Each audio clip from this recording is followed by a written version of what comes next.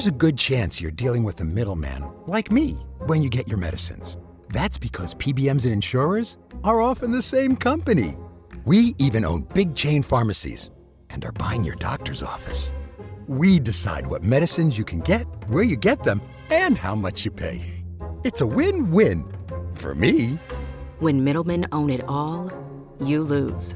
Visit phrma.org/middleman to learn more. Paid for by Pharma. This episode is brought to you by LifeLock. Not everyone is careful with your personal information, which might explain why there's a victim of identity theft every 5 seconds in the U.S. Fortunately, there's LifeLock. LifeLock monitors hundreds of millions of data points a second for threats to your identity. If your identity is stolen, a U.S.-based restoration specialist will fix it, guaranteed, or your money back. Save up to 40% your first year by visiting lifelock.com/podcast. Terms apply. I'm Dahlia Lithwick, and this is Amicus, Slate's podcast about the courts and the law and the Supreme Court. Every single child born in the United States, if this executive order goes into effect, and that's 3.6 million children a year on average, every single one of those families will now have to scramble to provide documentation and prove the citizenship of their child and themselves in order to get that child recognized as a citizen who has a right to remain in the United States and not be deported from day one of their lives.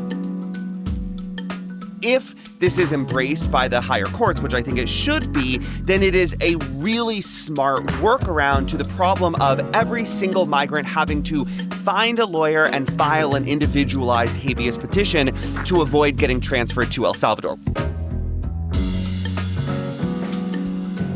We are staggering across the finish line of yet another week of an all-out detonation of centuries-old ideas about citizenship and due process and who gets it and who gets to keep it.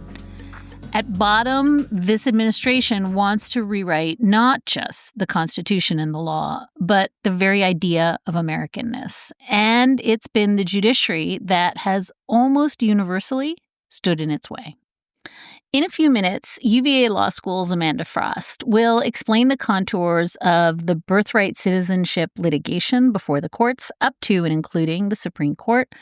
She's also flagging the citizenship stripping endeavors that are already underway. That conversation connected a whole lot of dots for me this week. I thought I knew this material pretty well, but man, I learned a ton. You're going to want to stick around for that. But first, on Thursday, U.S. District Judge Fernando Rodriguez Jr. made some big moves in the case challenging Donald Trump's summary deportation of Venezuelan migrants.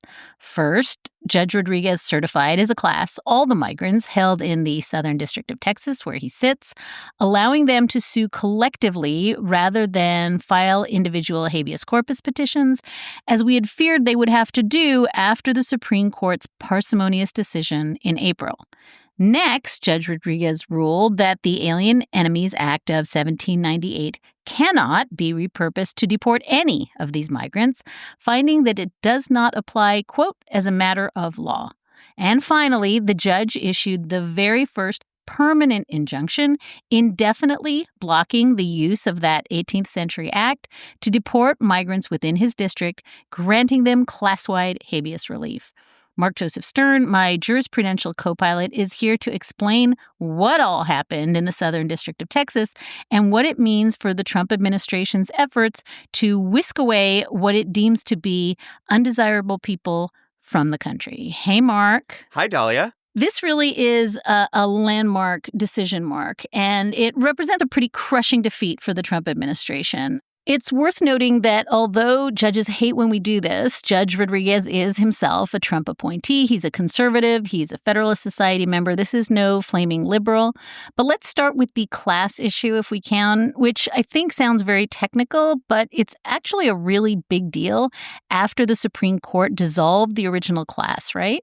Yeah, I mean, after the Supreme Court ruled in April that these claims had to be filed as habeas petitions in the district where the people are located, we had thought these would have to be individual petitions filed one by one. That is traditionally how habeas is done, and we just assumed, given how stingy the Supreme Court had been, that that's how it would have to be done here. But Judge Rodriguez said no, and this is a really important aspect of his decision. He said, look, there's at least 100 people here.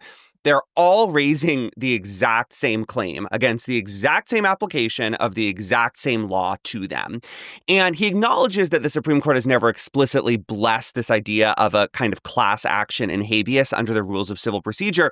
But then he says that courts have the power to create what he calls a class-like remedy under the All Writs Act, which is this super broad statute that empowers courts to take, quote, necessary steps to aid their jurisdiction. If that law sounds familiar, it's because it's the exact same law that the Supreme Court used 2 weeks ago to halt the late night deportations of migrants from Texas.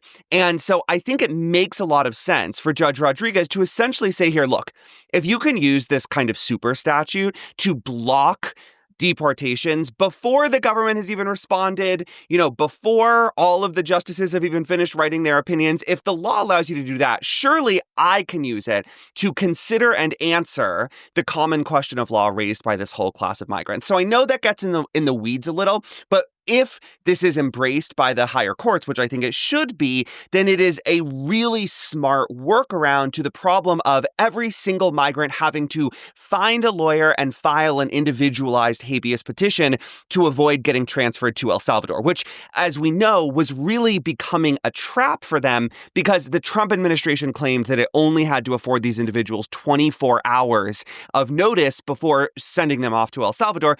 Just finding a lawyer in that time, let alone filing a personal habeas petition, would have been a Herculean, if not impossible task. So that element of this decision itself, it's not a rebuke to the Supreme Court. It builds on and in some ways works around what the Supreme Court had ruled by saying, yeah, I understand this is habeas. We can't have a traditional class action, but all these guys are arguing the same thing and they have a right to do it in the same way at the same time.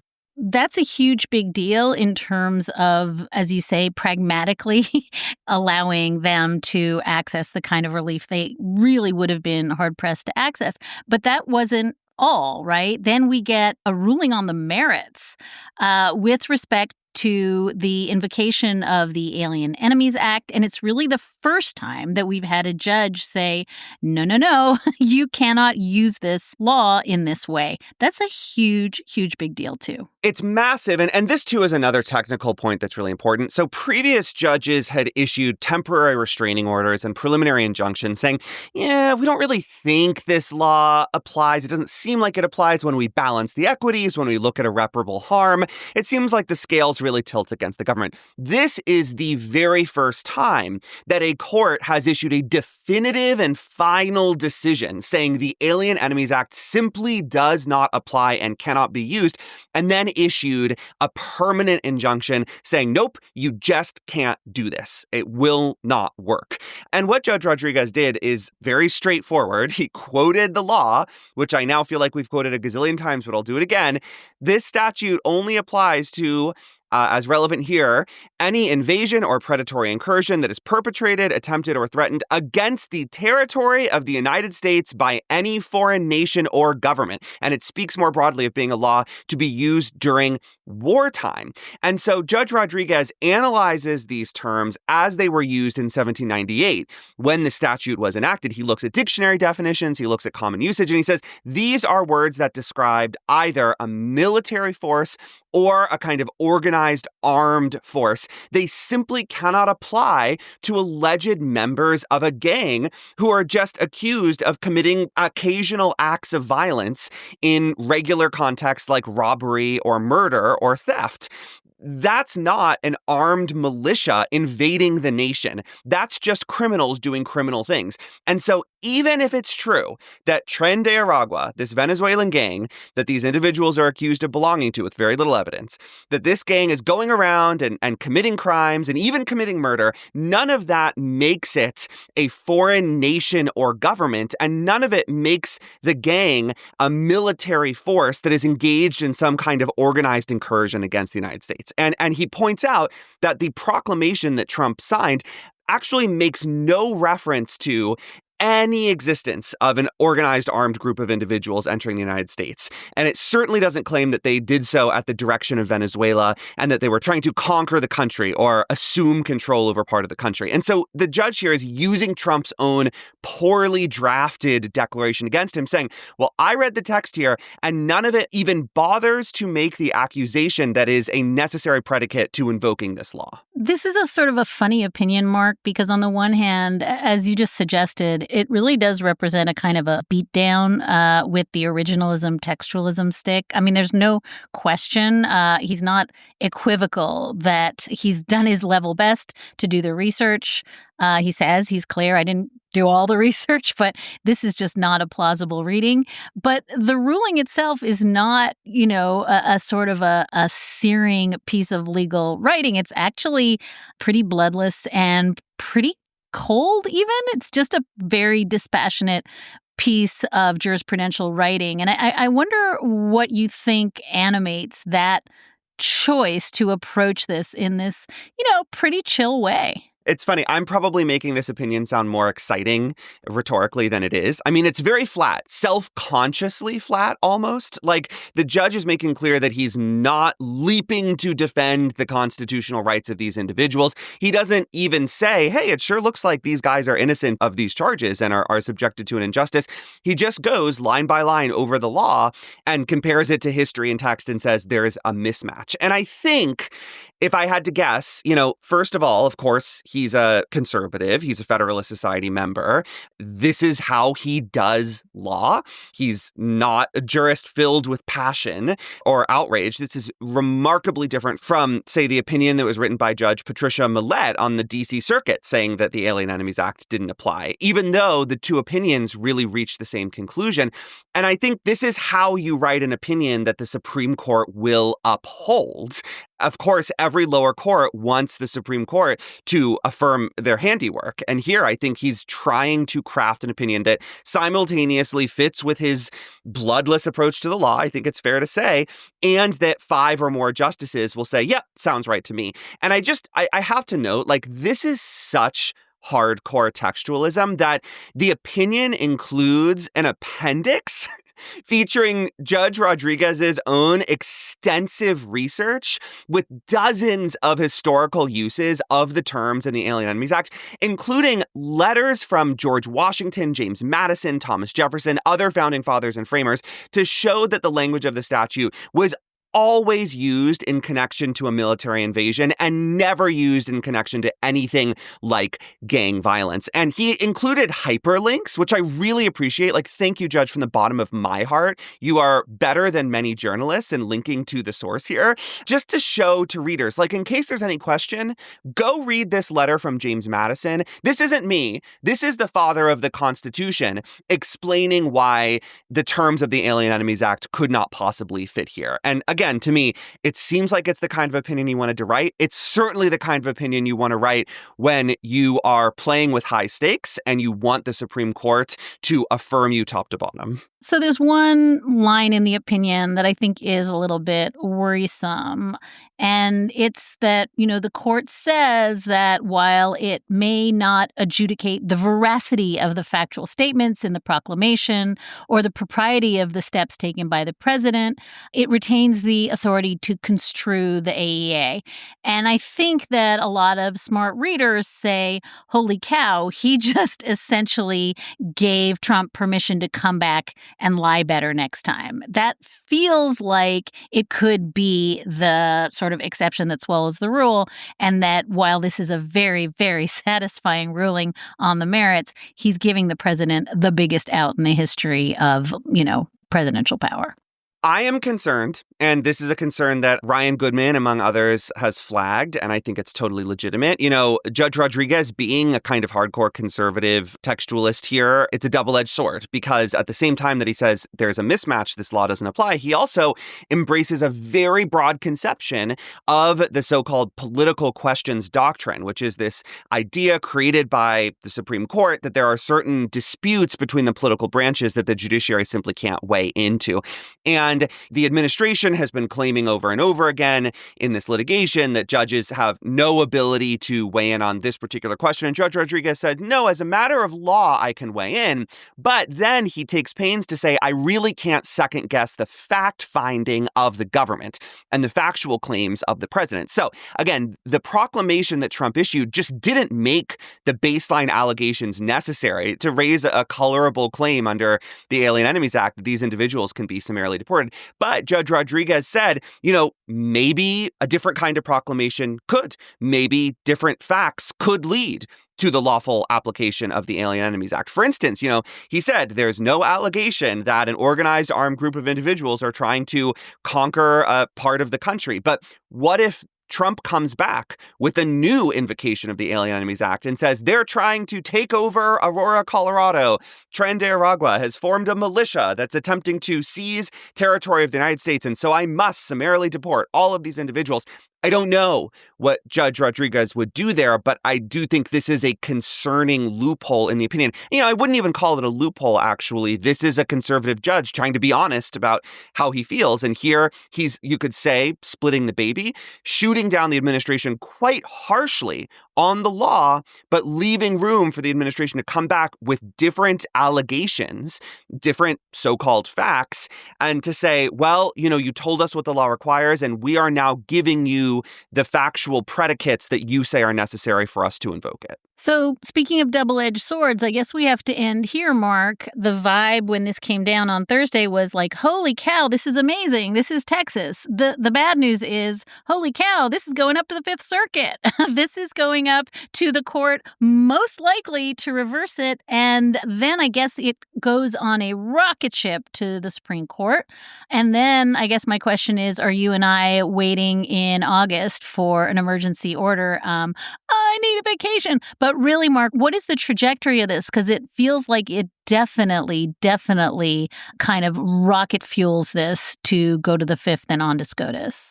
Yeah. So, look, the Fifth Circuit is a hotbed of far-right extremists, many of whom are currently jostling for and auditioning for a Supreme Court slot, right? You have judges like Kyle Duncan and Andrew Oldham and James Ho, Trump appointees from the first term, who are all actively trying out for the Supreme Court and attempting to be as provocative and hard-right and trollish as possible because they are convinced, probably correctly, that that's what Trump is looking for, not just someone who's credentialed and polished and conservative in the academy, like Justice Gorsuch or Justice Kavanaugh, but a brawler who will stand up and own the libs and defend Trump no matter what, like Judge Cannon, for instance, or Judge Kaczmarek.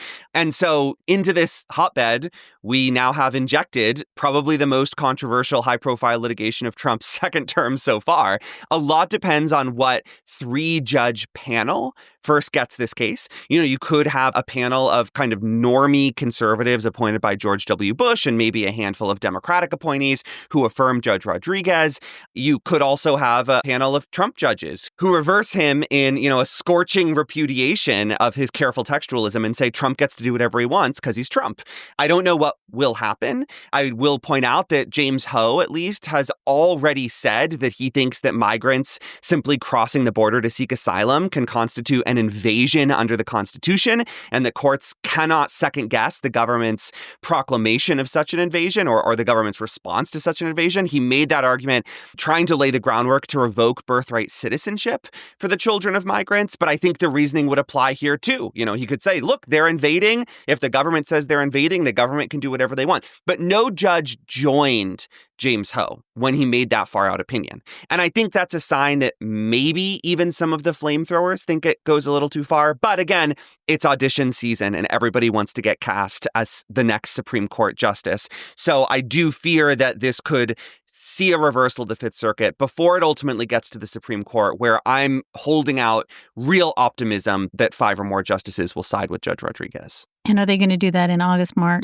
They're going to do it right as our planes are taking off for our joint tropical vacation, which, surprise, I already bought the tickets for. You didn't know this. Neither do our respective spouses, but we're going to the Caribbean together. Really? Yeah, it's happening. We're going to do a little... I'm going to airdrop you the tickets right now. Thelma and Louise into the Caribbean as the shadow... Margaritas on the beach. As the shadow docket hails down upon us. Mark, we're going to see you later in the Amicus Plus Smokeless Cigar Bar, and Mark's going to take us through the arguments in a really blockbuster religious liberty case that saw the Supreme Court's conservatives getting ready to toss out just separation of church and state altogether in favor of state-funded religious charter schools. This is a big, big deal that gets a little lost in the shuffle this week. Slate Plus members are going to be able to access that bonus episode right after this one. If you are not a Slate Plus member, I'm going to share details on how to hear our bonus Amicus Plus shows after my interview with Professor Amanda Frost, who is just about to teach us a masterclass on birthright citizenship. Thanks, Mark. Thanks, Dahlia. We're going to pause to hear from some of our sponsors. This podcast is brought to you by Progressive Insurance. Fiscally responsible, financial geniuses, monetary magicians. These are things people say about drivers who switch their car insurance to Progressive and save hundreds. Because Progressive offers discounts for paying in full, owning a home, and more. Plus, you can count on their great customer service to help you when you need it, so your dollar goes a long way. Visit Progressive.com to see if you could save on car insurance. Progressive Casualty Insurance Company and Affiliates. Potential savings will vary. Not available in all states and situations. If you have kids or pets, you know stains and odors in your carpet and upholstery are inevitable. But the experts at ChemDry can help. ChemDry removes odors and stubborn stains by sending millions of carbonating bubbles deep within your carpet. ChemDry lifts dirt, urine, and stains to the surface to then be extracted away, giving you a cleaner and healthier home. Call 1-800-ChemDry or visit ChemDry.com to connect with your local ChemDry and learn about special offers in your area. That's 1-800-ChemDry or visit ChemDry.com today. This episode is brought to you by the ACLU. The Trump administration is pushing a dangerous and sweeping agenda to control our bodies, our families, and our lives. President Trump has signed far-reaching executive orders that target transgender people, their rights, and their health care. But the ACLU and their partners are in court fighting back. Meanwhile, the ACLU is also at the Supreme Court fighting to protect the future of transgender people's freedom and bodily autonomy for all. U.S. v. Skrmetti centers on a Tennessee law restricting healthcare access for trans youth. Tennessee has asked the Supreme Court to expand the ruling that overturned Roe v. Wade. This would not only violate the constitutional right to equal protection under the law, it hurts everyone's freedom to control their bodies and lives. Learn more at aclu.org/autonomy.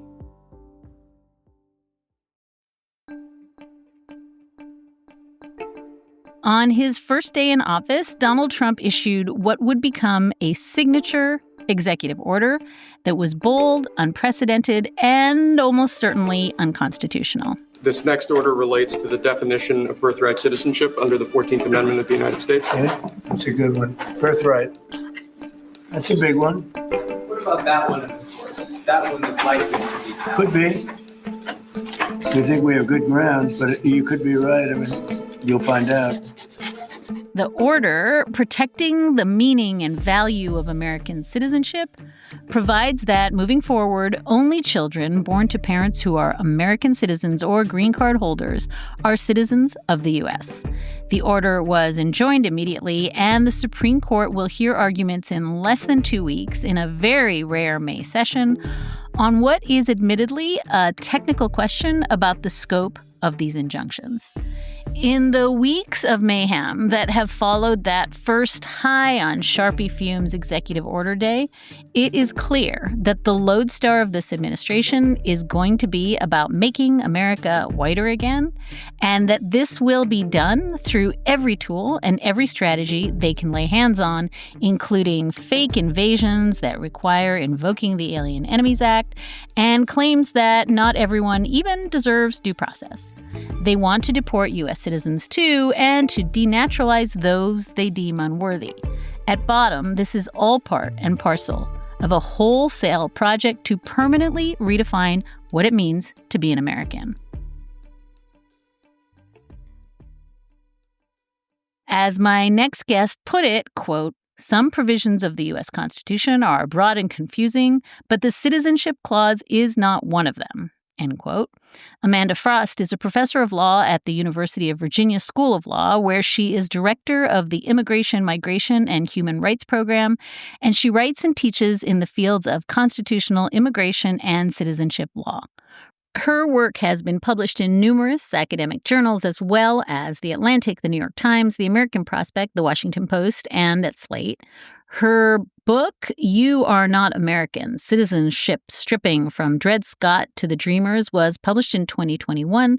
She is currently working on a book about birthright citizenship.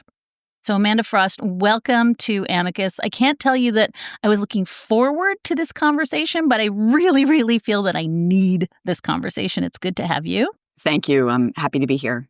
And I thought maybe you can just start with birthright citizenship. And I know your upcoming book is going to be about that.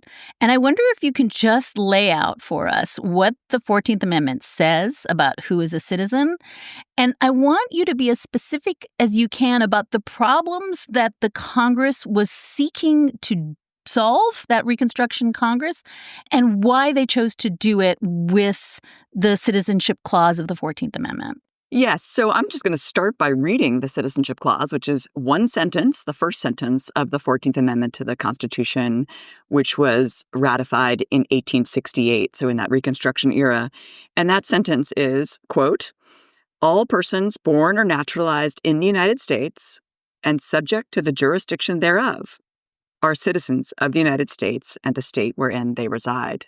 And as I mentioned, it's the first sentence of the 14th Amendment, which of course gives us the due process protections and the Equal Protection Clause, and was generally added to our Constitution to respond to the problem of how to integrate the formerly enslaved into the United States and to move forward with a Constitution that actually realized the great principles of the Declaration of Independence, and in particular, the declaration that all men are created equal. I would say all persons today. So a little bit of the history, and we can dig in more, but I'll give you just a brief overview to start with. Sort of remarkably, the U.S. Constitution did not originally define who is a citizen. It does refer to citizens. You have to be a citizen to serve in Congress, and you have to be a natural-born citizen to be president. So we knew that at least some people could be citizens at birth, but it wasn't clear who was a citizen of the United States, and that was a fraught question in a nation dealing with racialized slavery, with a Native American indigenous population, and with numerous groups of arriving immigrants. So there was a debate in this country up until the Civil War, of course, culminating in the Dred Scott decision, in which Chief Justice Taney said no Black person, slave or free, could be a citizen of the United States. And he also said, and I think this is often overlooked, that also deprived of citizenship was anyone who was of an, quote, inferior or, quote, subordinate class. Those people couldn't be citizens either. And it's not clear exactly who he was referring to, although knowing Chief Justice Taney's jurisprudence, we can guess it involved lots of different non-white groups and perhaps also disfavored immigrant groups, like we can imagine in the future, children of Italian immigrants or children of Irish immigrants would have also been, quote, subordinate or, quote unquote, inferior in Chief Justice Taney's and others' view. So that was the situation going into the Civil War. We obviously fought a war to end slavery and to preserve the Union. And coming out of that war, the Reconstruction Congress knew it had to define citizenship. And so when it discussed this provision that it was adding to the Constitution in 1866, it made it clear it wanted a clear, bright line rule, one that would not be decided by courts, but rather would be clear in the Constitution who was a citizen and who wasn't. And they said this. But it also recognized the need for a few narrow exceptions. It wanted a universalist view of citizenship, guaranteeing that status to almost everyone, with a few carve-outs. Who are those carve-outs? Well, they're the typical common law carve-outs to birthright citizenship that had always existed in England under the principle of jus soli. So children of diplomats, for example, or children of invading armies in occupied land, not a situation, happily, that we've had in the United States. And then, in addition, the Reconstruction Congress wanted to carve out the children born into Native American tribes. And that was a group that the Reconstruction Congress debated, in part due to the fact that Native Americans were separate sovereigns, and they wanted to respect their sovereignty. So, at the end of that ratification period, they had created this clear language, granting citizenship to just about everybody, with a few narrow exceptions. And that's what that language of subject to the jurisdiction thereof, that caveat in the citizenship clause I read at the outset, that's who was referred to. Everyone else is a citizen.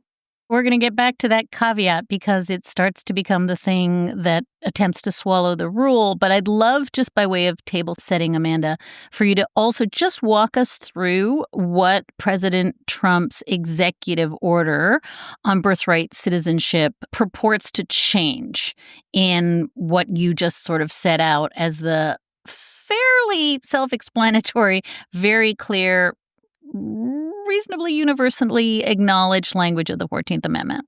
Before January 20th, 2025, this was a constitutional question on which just about everyone had agreed. Certainly the executive of the United States, up till January 20th, 2025, for many, many decades, had agreed with this universalist theory of birthright citizenship, which meant that everyone born in the United States, whether to a green card holder or a citizen or a temporary lawfully present immigrant or an undocumented immigrant, was a citizen.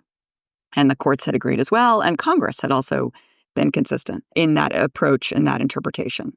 So on January 20th, 2025, President Trump issued an executive order. He promised to do so on day one, and he lived up to that promise.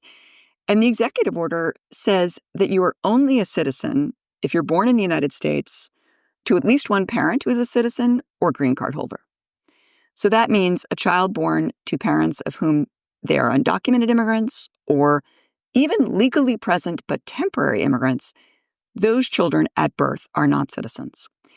One more interesting sort of wrinkle to this executive order is that, of course, in interpreting the Constitution, the executive order says it's always been wrong up until now. We've gotten it wrong. We're saying the right interpretation, says Trump, is mine, which says these large numbers of people are now not citizens.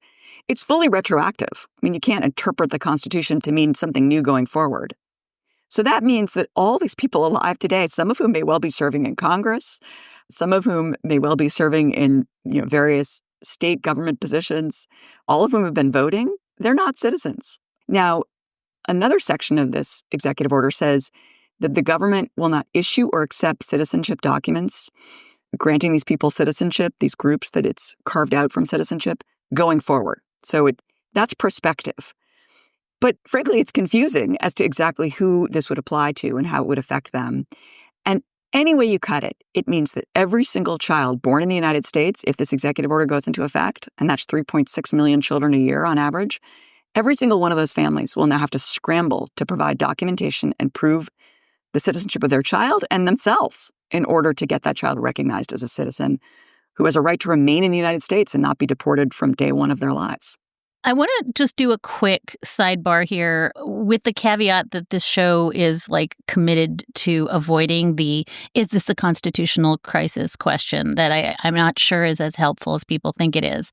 But I will say that our friend Professor Jamal Green at Columbia notes, and I think there's some validity to his claim, that if you are going to carbon date the constitutional crisis, it's not the president is confronted by a Supreme Court order and doesn't follow it. He says we've actually been in a constitutional crisis since the very moment the president signed this order that was blatantly unconstitutional, and the fact that there was no one around him saying this is blatantly unconstitutional is the constitutional crisis. And I would just love, at the highest level, Amanda, if you have any sort of thoughts about what it means for a president to sit down and sign an executive order that is so clearly, as you've laid it out, in tension not just with the language of the 14th Amendment, not just in tension with a 1940 statute, but in tension with every court that has looked at this issue. What is that, if not, in some fashion, a constitutional crisis? I'll just repeat something you just said, which is that every court that so far has addressed this question of the constitutionality of the executive order has said immediately, in fact, with lightning speed, that it is unconstitutional. And these include judges appointed by Republican presidents such as Reagan and Bush, as well as Democratic appointees. And they have called it blatantly unconstitutional. That's the language of these judges. So it is failing in the courts, and I wouldn't say passes the laugh test. So is it a constitutional crisis that the president issued this order? Well, I'd say it's part of this president's strategy. The lawlessness is part of this president's strategy. And of course, we don't see it just with this executive order about birthright citizenship, but also with the Alien Enemies Act cases, in which the claim to trigger that statute that we're being invaded by Venezuela is laughable on its face. The claim that people aren't entitled to due process before they're removed from the United States is blatantly unconstitutional. The president recently said he would deport what he called, quote unquote, homegrown Americans, meaning people that in fact he acknowledges are citizens. He would nonetheless remove the ones he doesn't like from the country. So this is part and parcel of an approach that is lawless, that claims the executive has authority above every other branch of government, that there is no statute or constitutional provision or institution that can prevent him from simply imposing his will on the American people and in punitive fashion for those who he does not agree with or support or thinks doesn't support him. That's terrifying. And, I certainly agree that it's the start of a constitutional crisis. You had started to go down this road, and I would love for you to answer it in the most fulsome way you can. If the Supreme Court were to eventually approve the administration's theory that on some random date that we haven't named yet, that has been postponed because of the injunctions, but at that point, massive swaths of the country lose citizenship. You've talked about this a little bit in terms of, suddenly there's an affirmative burden on every single American to prove citizenship and the ambiguity. But can you just, in the broadest sense, tell us what it means for education, for benefits, for all the ways in which people live their lives and have kind of come to rely on the citizenship clause? Because I think that it's easy to say this is just going to affect other people. I think your point is this affects every single thing from SNAP to medical care to public schools. Yes, and so there's a number of rights and benefits and obligations that come with being a citizen of the United States. The most important, I would certainly say today, is the right to both enter and remain in the United States. There's also federal benefits, as you just mentioned, such as food assistance, SNAP, educational benefits. There's also, of course, the right to get a Social Security number to work legally, which is something you cannot do if you're in the country illegally and you're not a citizen. So all of these come with the rights and benefits of citizenship. And I should quickly add also Medicaid, which might be particularly important to the situation of a newborn baby in a hospital who may be born with some complications that require some medical care. So first, listeners should know that immigrants generally, and undocumented immigrants in particular, don't have access to almost any federal benefits. So for those who weren't sure about that, the answer is if you're undocumented immigrant, you have almost no federal benefits available to you. And even if you're legally present in the United States as an immigrant, you are deprived of most benefits. You certainly don't have the right to enter and remain absent, executive branch approval. And you don't have the right to work legally unless your visa status allows for it. So these are all off the table for non-citizens. So in the situation in which the Trump administration's executive order goes into effect, which I hope we never face, those newborn children, and there's about, as I said, 3.6 million children born in the United States every year, they're born without access to those federal benefits of Medicaid, of SNAP, of the food assistance program. They're born without the right to remain in the United States. They conceivably could be deported, even if their parents are legally present in the United States, because parents can be here for years on student visas, on H-1B visas allowing temporary work. The parents might even be in the process of getting a green card, which can take a couple of years. And yet if they give birth to a child under this executive order, that child is at birth, according to the executive order, not a citizen. There's no legal status for that child. They could be deported from day one. The child also can't get a passport. And you can imagine that parents who maybe had been in the U.S. 3 or 4 years, getting a PhD in a STEM field, have a child, maybe want to go home to see their family in their home country. They can't leave with that child because that child would not be permitted to enter again without a passport. In fact, the child couldn't leave without a passport and could even be born stateless if they could not get a passport from the parents' home country. So you might say, well, this just affects the people affected by that executive order, which is about 300,000 children a year, we estimate, are born into that category of born to undocumented immigrants or to lawfully present temporary immigrants. But no, that would be a mistake because, in fact, under that executive order, we'd have to do something that this country has never required since the Civil War, which is force people to prove their lineage and ancestry in order to convey citizenship to their child. And that, to my mind, is a deeply un-American proposition. And of course, it's going to get worse. Day one of this executive order being in effect, I'd have to show I was born in the U.S. and then I'm a citizen for my child to be granted a citizenship. But 20 years from now, the next generation, it won't be good enough to show the parents were born in the U.S. That's no longer sufficient, right? So after that, it'll be you have to delve back generations to make sure that every one of your ancestors was legally present and a citizen at the time of birth in order for this child generations later to be considered a citizen. As I said, I think it's a deeply un-American test of ancestry and lineage, and it's just what the Reconstruction Congress wanted to end. And it's, frankly, the view that Chief Justice Taney had for our nation in Dred Scott that I had hoped we had rejected once and for all. And that's slightly the answer to the question that, well, wait, the United States is an outlier. It's one of a handful of countries, I guess there are about 30 of them, Amanda, that actually afford birthright citizenship. And I think your answer to that question is, yes, that's by design. We want to be the outlier. Yeah, there's a couple of interesting points to that question. One is, yes, there's about 32 other countries that have what I'll call the universalist automatic birthright citizenship rule that the United States has. Included among those, by the way, are Canada and Mexico. It's a Western Hemisphere phenomenon. Many of the countries that have this rule are in the Western Hemisphere. So we're not alone. However, it is an unusual rule, at least as compared to Europe, which has abandoned the universalist view of birthright citizenship. Although I will add, they do still give very liberal citizenship. So France, for example, if you're born to undocumented immigrants in France, that child is not automatically a citizen at birth.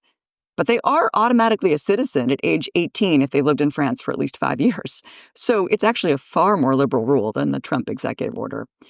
But putting that aside, this is what Eric Foner, the great historian, has said is the good kind of American exceptionalism. It is true that America adopted and embraced this full-throated universalist view of birthright citizenship because it comports with our values. We are a nation that, from its founding days, said we reject an inherited monarchy. Our Constitution says we reject titles of nobility. We have a provision in our Constitution that rejects the idea of corruption of blood, meaning that we don't punish the child for the sins of the parent. And I think that is uniquely and so importantly American. Each generation starts anew, equal with everyone else. We don't look to your parents' status or title to decide your merit. And I think that's one of the great values of our society. It's something that's made our nation strong. It's something that helped us integrate immigrants and their children into our country better than Europe has done, for sure. And that's why I think this assault on birthright citizenship is, of course, very intentionally assault on what it means to be an American. And I think also an assault on our values as a country. We are going to take a short break. Today's episode is sponsored by NerdWallet's Smart Money Podcast. Life comes with big money questions like, are target date funds a smart or lazy way to invest? Should you pay off debt or invest extra cash? Can you deduct your dog as a home security system on your taxes? NerdWallet's Smart Money Podcast has the answers. Their finance journalists break down investing strategies, tax planning, and smart ways to build wealth and navigate big financial decisions. Work smarter, not harder on your finances this year. Follow NerdWallet's Smart Money Podcast wherever you listen, and stay tuned until the end of the episode to hear the Smart Money trailer.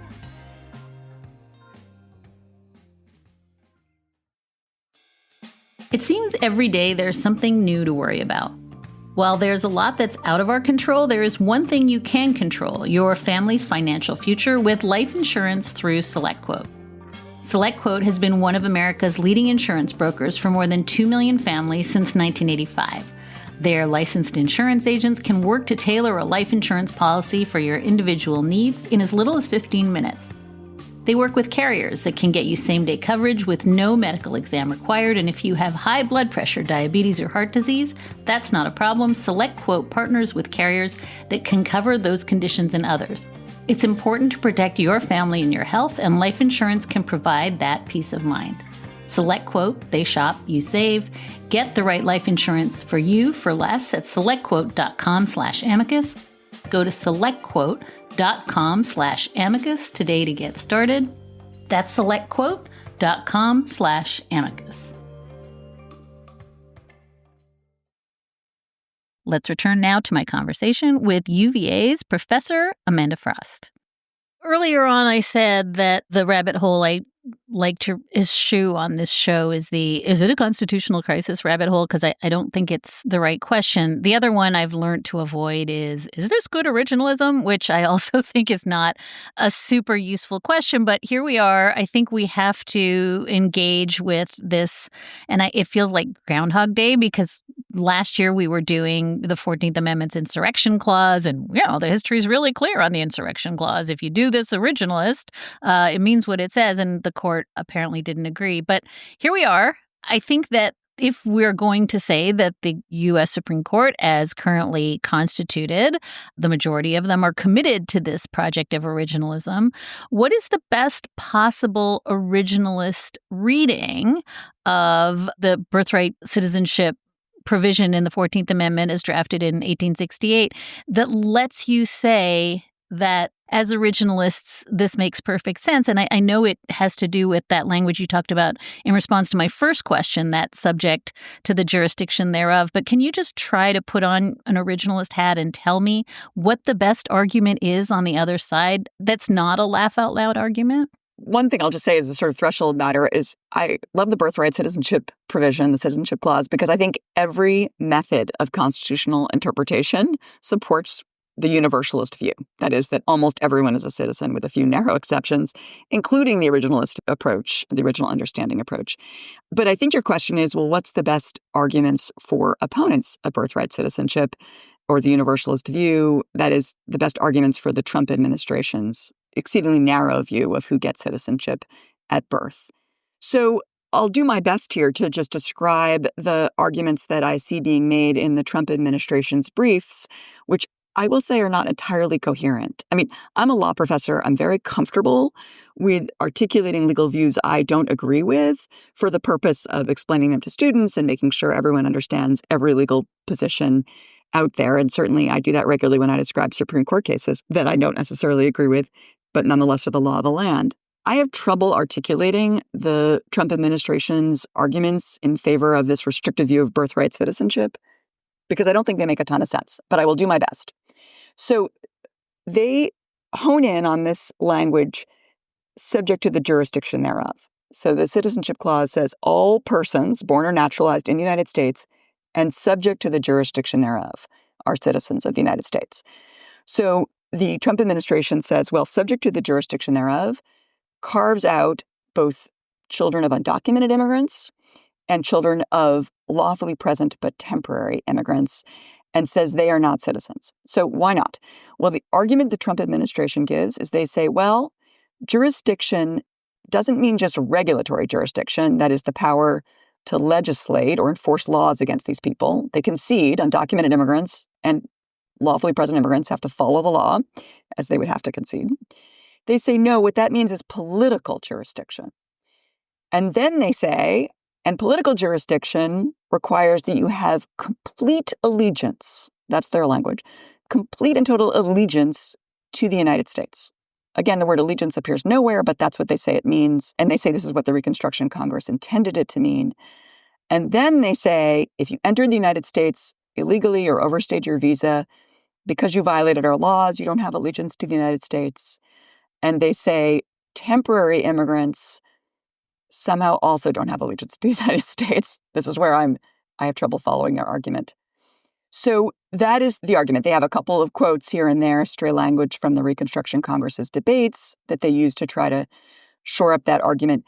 A last argument that they make, again, with this original understanding is to say, well, you have to be domiciled in the United States, which means you intend to remain permanently and make it your home.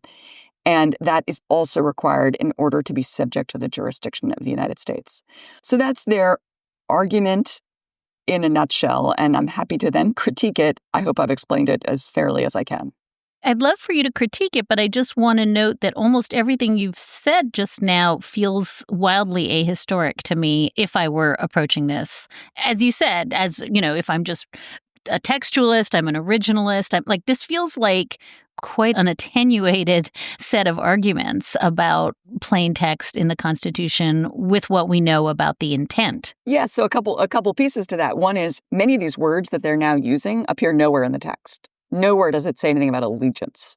Nowhere does it say anything about domicile, right? Those are words known to that Congress. They didn't use them in this sentence. So a textualist should have a real problem with that interpretation.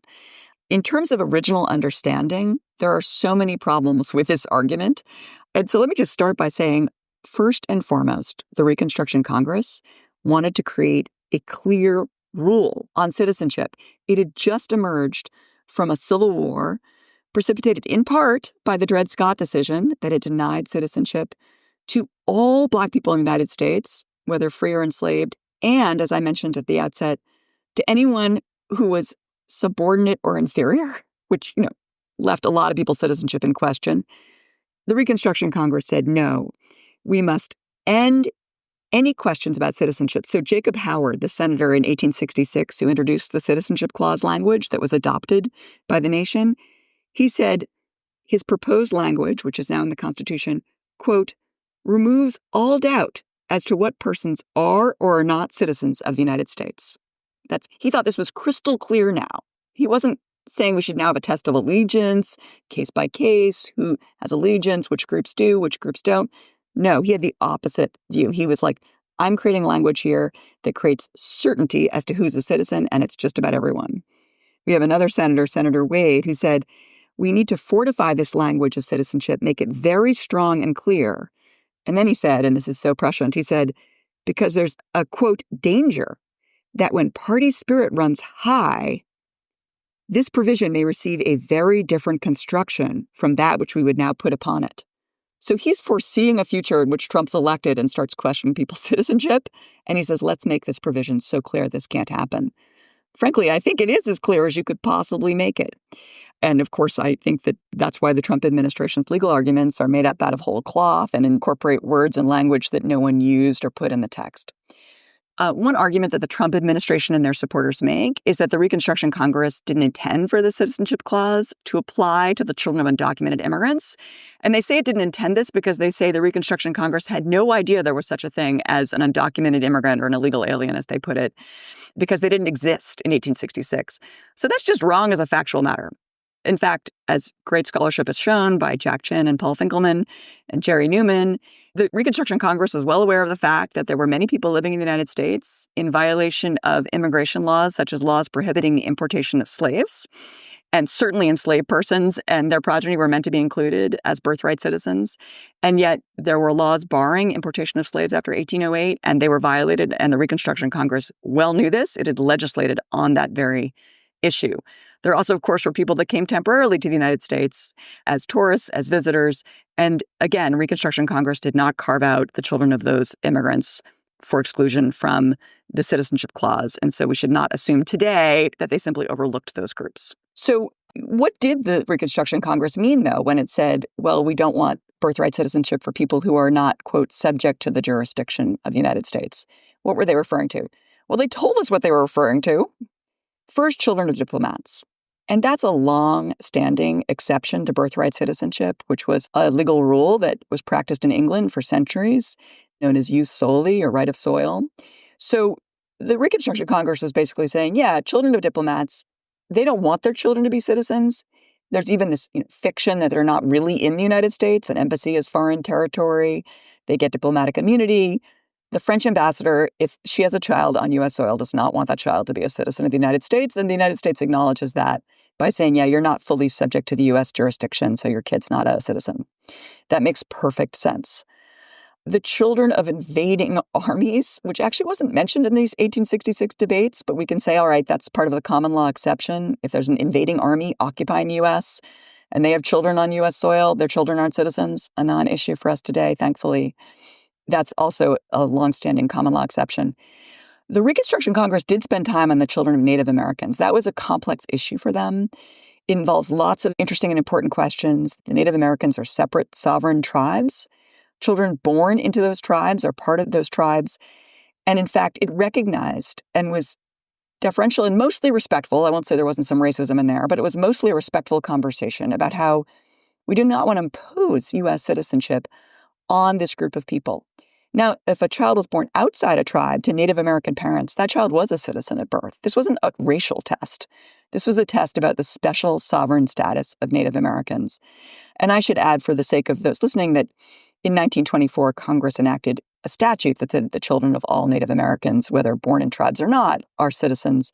So today, the children born into Native American tribes are birthright citizens, but it's through statute.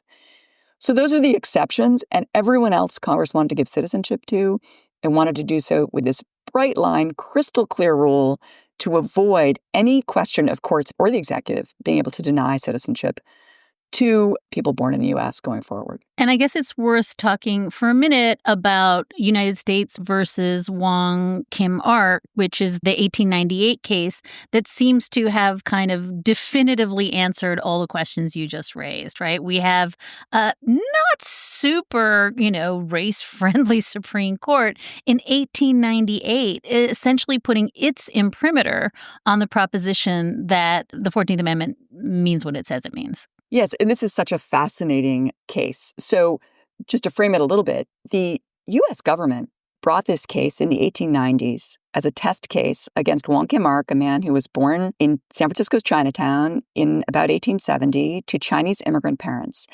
And the U.S. government was looking for a test case to challenge birthright citizenship, in particular for the children of Chinese immigrants. I've looked at correspondence between the Solicitor General and the Attorney General and the U.S. Attorney in San Francisco. That's what they were trying to do. But the Reconstruction Congress had created this very broad, sweeping language of the Citizenship Clause that very obviously says that everyone's a citizen regardless of race, right? It does not create a racial test. And in fact, eliminating that was one of the goals. So instead, the Solicitor General of the United States had to make this really extraordinary argument to the Supreme Court to try to bar citizenship for disfavored groups. And that argument was no child of an immigrant could ever be a citizen of the United States. And the man bringing this case, a man named Holmes Conrad, the U.S. Solicitor General at the time, he had been an officer in the Confederate Army. He came from a slave-owning family in Virginia. And he very obviously wanted to relitigate the Reconstruction Amendments in the Civil War and go back in time to the period in which he was most comfortable before we amended our Constitution to ensure equality and citizenship for all. In fact, in the U.S. Supreme Court, not only did he argue the Citizenship Clause excluded Wong Kim Ark and all the children of immigrants, he also argued that the 14th Amendment itself was unconstitutional. I think his argument was because he felt the southern states had been coerced into signing it. And as far as I know, it is the one and only time that the U.S. government has argued to the U.S. Supreme Court that a provision of the U.S. Constitution is itself unconstitutional. And what's maybe most remarkable is, of course, this period of time, 1898, that was just 2 years after Plessy versus Ferguson said separate was equal. And of course, there was a lot of backsliding regarding Reconstruction and a lot of reinterpretation of those amendments to undermine the rights and equality principles that the Reconstruction Congress and the nation had hoped to establish back in the 1860s. So this was a moment in which birthright citizenship was very much at risk. And this court took over a year to decide that case. But at the end of the day, that strong, clear language of the Citizenship Clause prevailed. And what the court said was, if we had to deny the children of Chinese immigrants like Wong Kim Ark of citizenship, then we'd have to do the same for the children of Irish immigrants and English immigrants and German immigrants and Russian immigrants. And it all but said white immigrants. And it wasn't willing to do that. And it wasn't willing to upend the citizenship of the nation, to unwind the citizenship of a nation in which everyone but the Native Americans traced back their parentage to an immigrant somewhere along the line. So the court, in a 6-2 vote, there was one justice who was absent, so it was 8 justices, upheld this birthright citizenship clause against challenge. And it established this principle. Yes, this language is universalist. All persons born are naturalized. That is not the way you'd put it if you wanted to exclude lots of people. And it applies to everyone. So the Supreme Court established this principle in 1898. The Supreme Court has then repeated this principle in a number of different more recent cases. Granted, they weren't cases challenging birthright citizenship because we all recognized what we should have today, which is that it applies to everybody. But the court has said on repeated occasions that children born to undocumented immigrants, for example, are citizens and has assumed that's the case. Amanda, I want to do one other rabbit hole with you because I feel like you're sort of uniquely positioned to explain this. But if one was to approach this debate, one would find very strongly held views in the legal academy that are raising questions that you are saying are not great arguments and are trying to destabilize what you and I have both said many times in this interview is a pretty stable reading of the plain language of the 14th Amendment. And I would just love for you to do a beat, if you don't mind, on what it is that the legal academy does when it, for lack of a better word, kind of sane washes, creates a universe in which maybe there are meritorious arguments on both sides of this and we just miss them for many decades. First of all, it's my least favorite kind of law review article, and my least favorite kind of academic approach to the law is the kind of article I'm seeing now, which says, wait, while for over a century, we've all agreed on the meaning of the Citizenship Clause, I, Joe Law Professor, have now found some evidence in the record that complicates this question. And my view is now that we've been getting it wrong this whole time based on this stray remark in some, post-ratification statement that means we should be reading it all differently from here on forward. That's the tenor of several of the recent articles that I've read. And I think that's terrible scholarship across the board, no matter what position you're taking, whether I agree with it or not. And I hopefully have never written such an article. And those I respect don't write such articles. However, your question goes to what work is the legal academy doing here in terms of providing cover for these sorts of views? Certainly, I don't want to question the motives of people who maybe are truly exploring this question and thinking it's an interesting one. But I will say, whatever they intend, these kinds of articles provide cover for courts or for decision makers like the states that are signing on to briefs saying they want to restrict birthright citizenship, or the Trump administration defending its executive orders. Because, most people aren't going to sit down and read a 90-page law review article. I have enough trouble with that myself, and I'm a law professor. So the average person in the public isn't going to do it. But what they're going to see is they're going to see legal briefs filed by the Trump administration that cite a couple different law professors at a couple different schools as supporting their position. And they'll say, oh, this must be a genuine question about which there's genuine debate, and therefore the Trump administration is not behaving lawlessly. They're not undermining our constitutional order. They're not seeking to question the citizenship of those they don't like in a deeply un-American way that is antithetical to all of our constitutional values. There must actually be some rationale here, some jurisprudence here, some legitimate arguments here. And so, therefore, I will not judge this administration as behaving lawlessly, right? So that's the sort of general public reaction. And then, of course, those courts, they wanted to come out this way anyway. I don't think they're going to be fooled by this scholarship. But if this is the position they wanted to reach anyway, then they can cite these articles as a way of saying, it's not just my personal opinion that I don't like citizenship for children of undocumented immigrants. Look, I'm citing Joe Scholar over here to support my view of what I wish the law was. Can we do a beat, which I probably should have done up top, because we've made it sound as though the U.S. Supreme Court, and by we I mean me, we've made it sound as though the court is about to decide this on the merits. And this is a very strange posture that comes to the court. We got, multiple district court injunctions. We've got injunctions in Seattle and Maryland and Massachusetts, and then appeals courts that deny the injunctions. This comes to the court in a really weird emergency posture. And the Trump administration sort of rushes it up to SCOTUS and then narrows it to, only the named plaintiffs and the groups and maybe the states.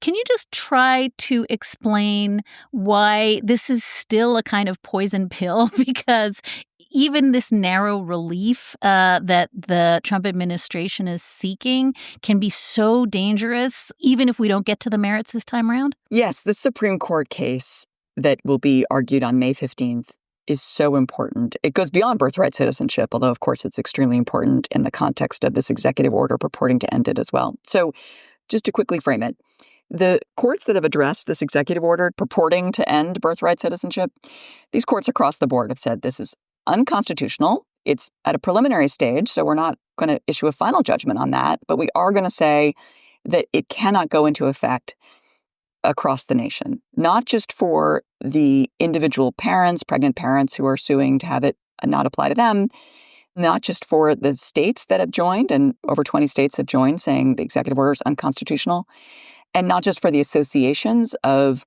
immigrants and other groups who have sued, but for every single person giving birth, 3.6 million children on average every year. All of those children are going to be born with full citizenship rights. We're going to suspend the executive order or enjoin it from going into effect, until we reach a final decision on the merits. And then, of course, higher courts will weigh in as well. So that's the posture.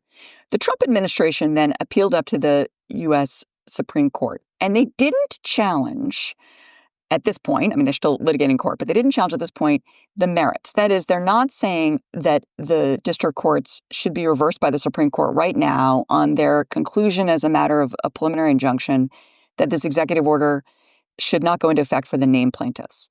Their problem is with the scope of the injunction. They're saying only the named plaintiffs, only those expectant parents who are named in the complaints should get the benefit of this injunction. Every other person in America giving birth in the year coming forward, and everyone who's alive otherwise, whose citizenship could be questioned, this executive order applies to them. Unless and until each and every one of those people sues, I suppose, right? That would be their only way to get relief from this executive order. And the executive order would go into effect for everyone else in America until the Supreme Court finally addresses the merits and strikes it down, which would take months, possibly more than a year. The Trump administration is challenging the scope of the injunction, and it's, of course, a challenge that applies not just in this birthright citizenship context, but to everything else it is doing. So it is terrifying to me because, for example, the Trump administration takes the view that the Alien Enemies Act allows it to deport without due process anyone it claims is a member of a Venezuelan gang, right? And to deport them to El Salvador where they're put in a prison, and to do so without due process, without a hearing. So if they were to win on this question of what the scope of the injunctions should be, and they're arguing that the injunctions cannot go beyond the named parties, then it would mean that everyone is at risk of being whisked away from the United States and imprisoned until the Supreme Court, that's the only court that could say it in a way that would apply to the entire nation. So this question of whether lower courts have these power to issue what are called nationwide or universal injunctions is so important at this moment when we see an administration willing to act lawlessly. And I frankly think without these nationwide injunctions, not only would Americans see their rights violated in massive numbers, but also courts would get overwhelmed because the only way to get relief would be for each and every person to sue. And I have to say, I hope that last point, if nothing else, moves the Supreme Court to decide it must leave in place this ability of lower courts to issue these so-called nationwide injunctions. I'll add class actions are also a viable way to get broad relief, but they're often not available. And when they're not available, I think nationwide injunctions are therefore essential. And we've heard from several justices over the years, and judges even in this litigation, lower court judges, that this issue of nationwide injunctions is like such a hot button issue. But there is something really kind of complicated about using this case as a vehicle to try to sort out that issue. I wonder if we can talk about, again, I think your last book was about citizenship stripping. And, you make this point that this just doesn't stop this question of who is a citizen. This is not just about conferring citizenship. It's also about taking it away. And last weekend, we started to see reporting about 3 U.S. citizen children, including a child with stage 4 cancer, being deported. So I do think we need to talk about expatriation. Historian Heather Cox Richardson is suggesting that we're trying to actually strip away birthright citizenship in advance from children already born based on their mother's immigration status. That's already happening. That's not a thing that is coming. That's a move that we're already seeing, right? Absolutely. Yeah. Those examples that you just mentioned are examples of the administration deciding that it has the power to expel citizens, right? And, the question of whether those mothers who were not U.S. citizens should be able to take their children. That's not the question. Of course, if the mothers, together with the fathers, had decided they wanted the children to leave with a mother, that's permissible, and you wouldn't want to separate those children from the mother. That's not what happened here. They didn't give these families any opportunity to say, actually, the children who are U.S. citizens should stay with a father or another guardian in the United States. They just deported them. And that is the start of deporting citizens. That is something that, of course, this administration wants to do.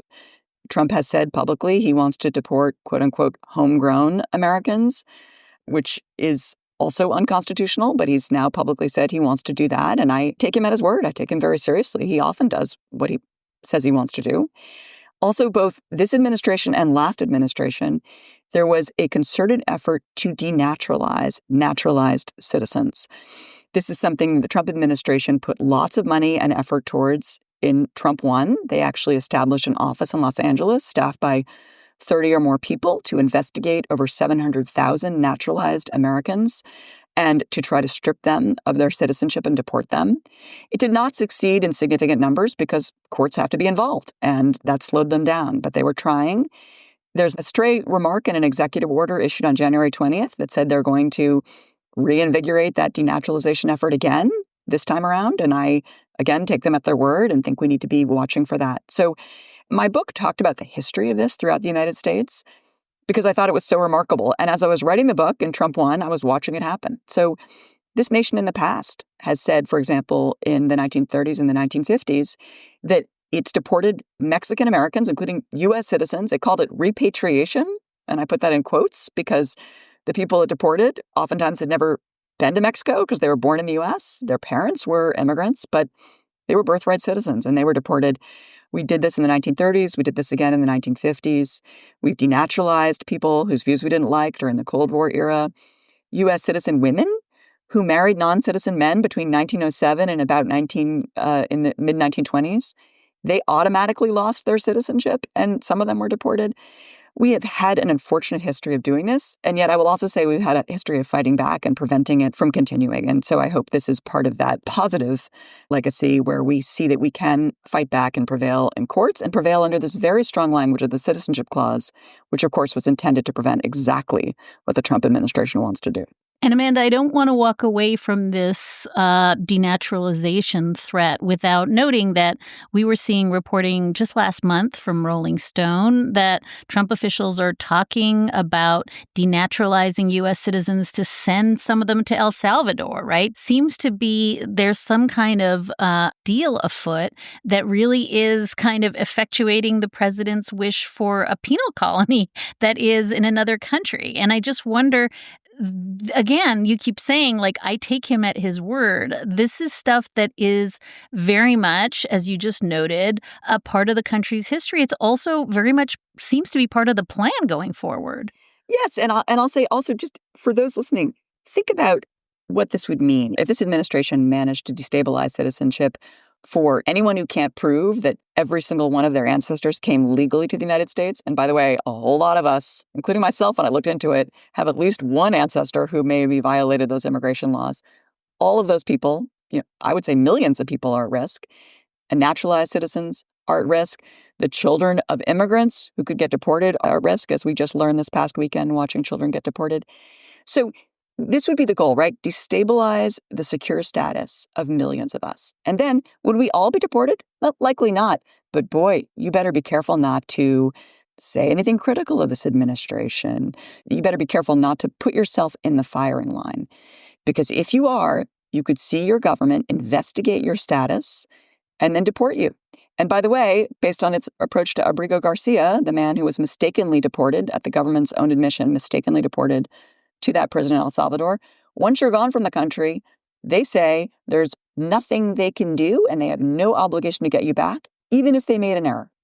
So as you can see, if you combine all these legal rules together, the enormous discretion and power that the president would have to deport anyone he doesn't like, including anyone he thinks is critical of him, which should give us all, should terrify us all, and also, of course, is completely antithetical to our constitutional values.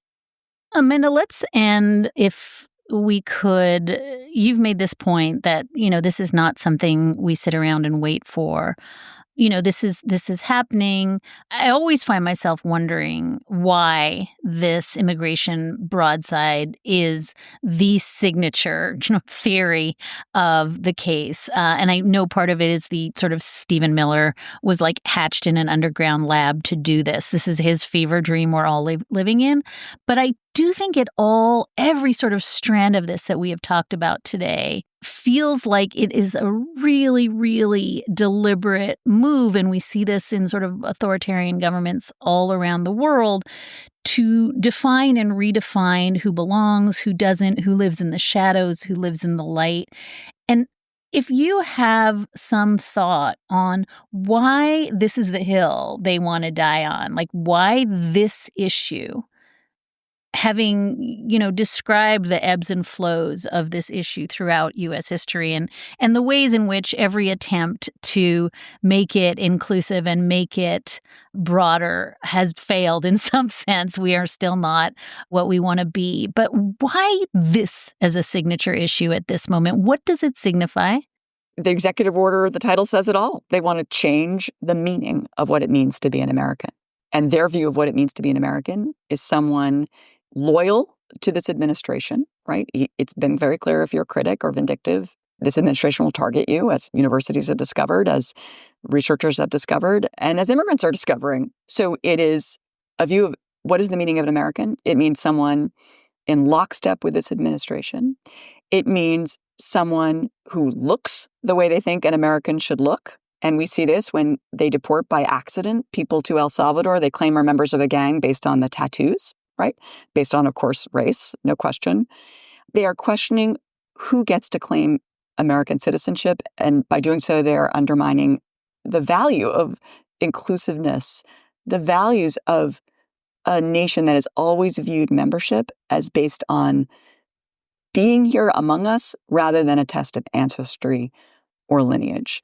So the goal here is nothing short of redefining the meaning of American to comport with what the Trump administration thinks a good American looks like. And that is, of course, the same question that we faced as a country again and again in our history. That was Chief Justice Taney and Dred Scott saying you can't be an American. It is impossible constitutionally, and Congress can't make you an American if you belong to an inferior or subordinate class. Whoever Chief Justice Taney and his thought should fit into that category. That was the debate we had in Dred Scott. We tried to resolve that through this clear language of the Citizenship Clause and the language of the Constitution, other provisions in the 14th Amendment, such as the Equal Protection Clause. And then going forward, we've had this battle again and again. And maybe the more uplifting or optimistic way to respond here is to say we've often had these clashes throughout our history as to what it means to be an American. We've had to litigate them in not just the courts, but in the arena of public opinion, through our policies, through our approach to our educational system, for example, guaranteeing undocumented immigrants' children the right to attend public schools, which we did in the 80s after a debate about that. So this is something we faced again and again as a nation. And I hope that this more recent challenge, we will again rise to that challenge and prevail. The meaning of American is if you're born here, you are one of us. And I love that definition. That's what the Reconstruction Congress wanted. And I hope that's what we come to embrace as a nation after this fraught moment. Amanda Frost is a professor of law at the University of Virginia School of Law, where she is director of the Immigration, Migration, and Human Rights Program. She writes and teaches in the fields of constitutional immigration and citizenship law. Her most recent book is You Are Not American, Citizenship Stripping, From Dred Scott to the Dreamers. Her upcoming book will be about birthright citizenship. Amanda, thank you so much for your time today. I learned a ton, and also I think you painted a real picture of what it is that we are fighting for. So I appreciate it. Thank you. Thank you so much, Dahlia.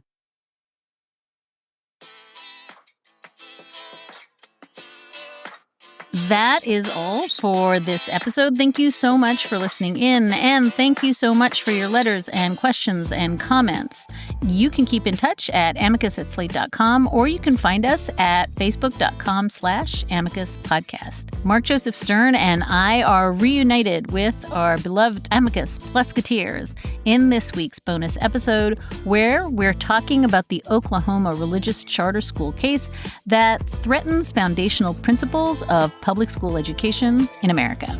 You can subscribe to Slate Plus directly from the Amicus show page on Apple Podcasts and Spotify, or you can visit slate.com/Amicus Plus to get access wherever you listen.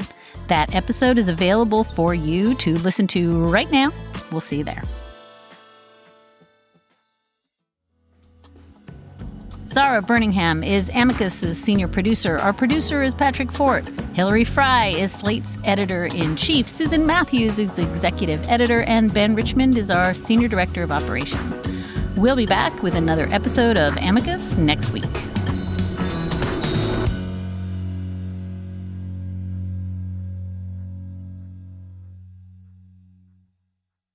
Today's episode is sponsored by NerdWallet's Smart Money Podcast.